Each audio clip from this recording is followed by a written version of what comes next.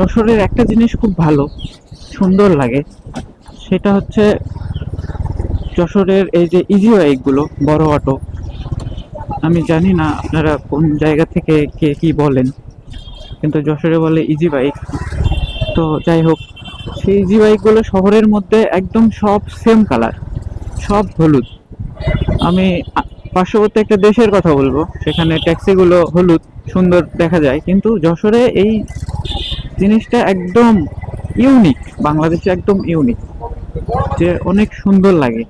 সব সব easy bike যখন একসাথে হলুদ দেখা যায়, এই রিক্সাগুলোও দেখবেন যে মাঝে মাঝে মানে প্রায় সবই হলুদ।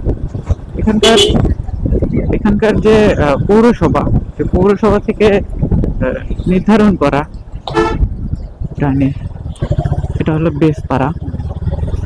বেসপাড়ার মধ্যে ঢুকে পড়েছি আমরা। তো এখানে হচ্ছে সনাতনী ধর্মাবলম্বীরা বেশি বসবাস করে এই বেসপাড়ায়। তো তাদের যখন যেগুলো অনুষ্ঠান হয়, সেগুলোতে এই বেসপাড়াটা একদম রঙিন ভাবে সেজে ওঠে, যা অনেক সুন্দর। আল্লাহ ভালো জানে কোন দিকে যাচ্ছি আমি, রাস্তা আছে তাই যাচ্ছি, ঠিক আছে, সমস্যা নেই। তো যেটা বলতে গেলাম, সেই একসাথে যখন ইজি বাইক গুলো দেখা যায় শহরের মধ্যে, তখন একদম অনেক অনেক ভালো লাগে, অনেক সুন্দর ফিল আসে। কখনো সৌভাগ্য হলে দেখাবো। আজকে আমি শহরে ঢুকবো না, কারণ আমি আছি একটু নাম্বারের প্যারায়, কারণ কখন কোন মুহূর্তে আমারে অ্যাটাক করবে। এমনিতেই জানুয়ারির 6 তারিখে একটা কেস খাইছি, যে কেসটা আমার জন্য একদম আনএক্সেপ্টেবল। দেখে যাবো রে ভাই, 2600 টাকার একটা কেস।